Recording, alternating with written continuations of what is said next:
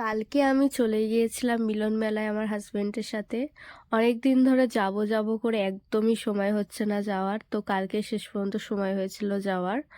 তো বেশ প্রত্যেকবারের মতো এবারেও প্রচুর ভিড় হয়েছে, প্রচুর মানে প্রচুর। আর এমন কোনো দোকান নেই যে এবারেও বসিনি, মানে প্রচুর দোকান আছে, জামা কাপড় থেকে অ্যাকোয়াগার্ডের দোকান পর্যন্ত রয়েছে, মানে বুঝতে পারছো যে কতটা, মানে কতগুলো দোকান বসেছে এখানে।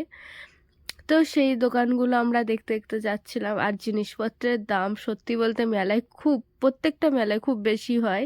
তো দেখতেই থাকি ব্যাস এইটুকুই। আর এখানে দেখো কতগুলো রাইড এসছে। তো আমি একদম কোনো রকম রাইড চড়তে পারি না, আমার খুব ভয় লাগে।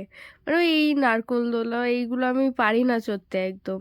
তো এইগুলো দেখছিলাম দাঁড়িয়ে দাঁড়িয়ে দুইজনে। এই দেখো জলপরি শো এসছে, তো জলপরি শো দেখতে এত বড় লাইন সে বলার মতো নয়, নাকি অতটাও ভালো হয়নি। আর এইটাও দেখো, এটা দেখে যা ভয় লাগছিল, উঠবো কি বাবা, একদম উঠিনি আমি এটায়। সবাই চড়ছিল ওটাই দেখছিলাম। তো এখান থেকে পাপড়ি চাট নিয়ে নিয়েছিলাম আমরা দুজন, 50 টাকা করে প্লেট, বেশ ঠিকঠাকই আছে দাম। কিন্তু আর বাদবাকি খাবারগুলোর প্রচুর দাম রেখেছে। অবশ্য মেলায় দাম বেশি হয়, কিন্তু মিলন মেলায় একটু বেশিই নেয় যেন আমার মনে হয়। তো খেতে ভালোই ছিল। মানে ভালো করেছে যে মেলায় ভালো হয় জিনিসটা, দেখলাম যে না বেশ ভালো আছে খেতে।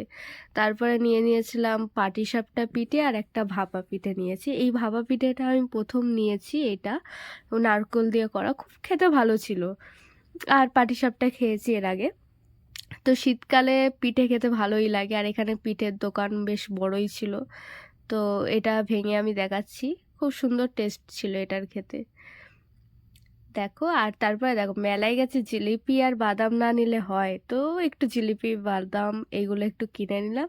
তারপর দুজন মিলে টুকটুক করে বাড়ির দিকে হাঁটা দিলাম।